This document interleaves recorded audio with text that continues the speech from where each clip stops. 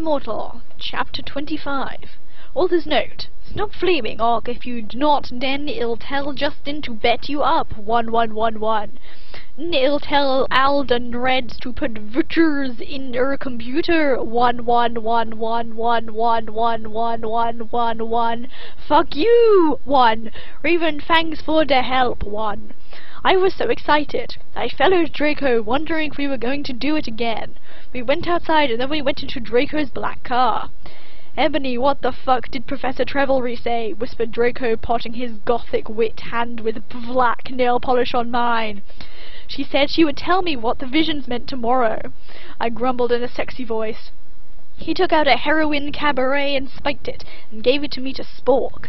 He started to fly the car into a tree. He went to the top of it. Draco put on some MCR.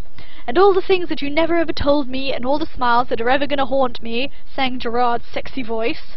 We started tiling off each other's clothes fervently. He took off my black thong and my black leather bar. I took off his black boxers. Then he put his trobbing you-know-what in my tool sexily. Omph, Draco, Draco, I screamed, having an orgasm. We started Frenching passively. Suddenly, I fell asleep. I started having a dream. In it, a black guy was shooting 2 gothic men with long black hair. No, please don't fucking kill us, 1. They pleaded, but he just kept shooting them. He ran away in a red car. No, oh my fucking god, 1-1, I shouted in a scared voice. Ebony, what's wrong? Draco asked me as I woke up, opening my icy blue eyes. I started to cry and tears of blood went down my face. I told Draco to call Vampire. He did it with his black Lickin' Park mobile.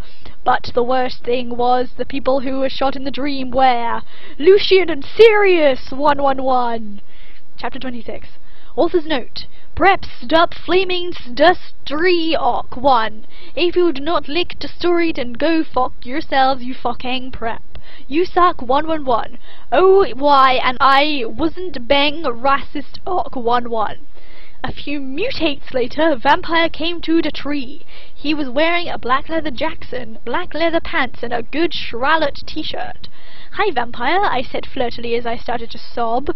Draco hugged me sexily, trying to confront me. I started to cry tears of blood and then told them what happened. Oh, fuck it, Vampire shouted angrily. He started to cry sadly. What fucking dick did that? I don't know, I said. Now come on, we have to tell Dumbledore. We ran out of the tree and into the castle. Dumbledore was sitting in his office. Sire, our dads have been shot, Draco said while we whipped some tears from his white face. Enoby had a vision in a dream. Dumbledore started to cockle. Ha ha ha ha ha ha. And how do you expect me to know Ebony's not divisional? I glared at Dumbledore. Look, motherfucker, he said angrily as Dumbledore gasped. See, is the toot of character?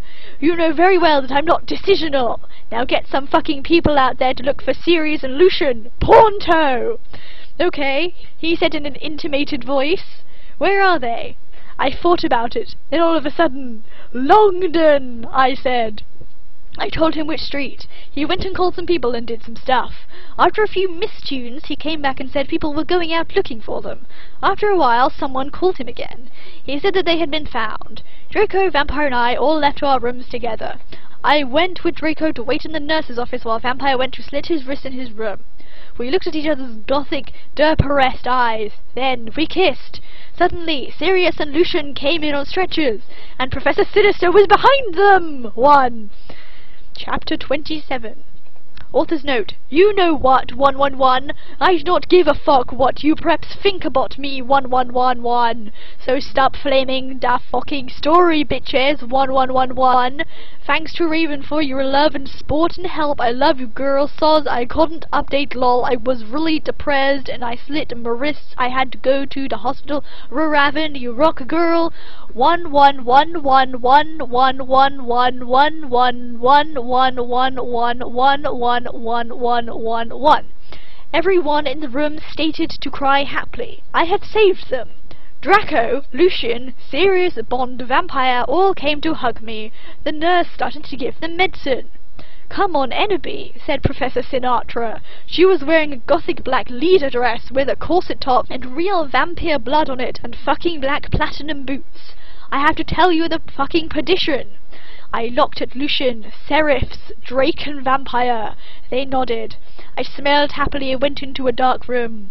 I had changed. Professor Sinister took out some black cards. She started to look into a black crucible ball. She said, "Tara, I see Drac times are near," she said badly. She peered into the balls. "You see, you must go back in time." She took out a time toner like Bloody Mary had.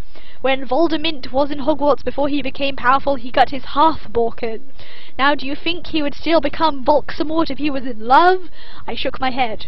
"You must go back in time and seduce him. It is the only way. If he is still evil, then you must kill him. You can come to my room tomorrow and you can do it." "Okay," I said sadly.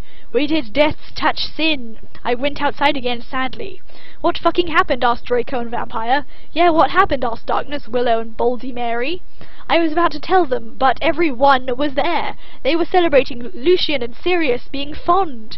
Everyone was proud of me, but I just wanted to talk to Draco. They were cheesing my name and some reporters were there, trying to interview Dumbledore. A banner was put up. Lots of fucking preps were there, obviously trained to be gothic, wearing the him sign on their hands, despite not having actually heard of him. Even Mr. Norris looked happy. A black and red cake had been brought out. Crab and Goik set up some fireworks in the shape of skulls from Wesley's Wizard Wises. I put on my black invisibility cloak with Vampire and Draco and we sneaked outside together. Chapter 28. Author's note. I said stop geflaming the story. It was a mistake when Professor Rellery said that 1111111. Go fucking hell 1111. You suck.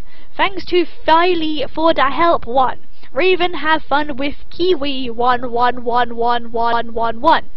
We went into a black room. The walls were black with portraits of gothic bands like MCR, GC and Marlin Mason all over them. A big black coffin was in the middle. Red velvet lined the black box. There were 3 chairs made of bones with real skulls in them. I was wearing a black corset bar with purple stuff on it, fishnet stockings and a black leather thong underneath. I sat down on one of the chairs dispersedly. So did Draco and Vampire. "Are you okay?" Vampire asked, putting his alabaster hand on mine.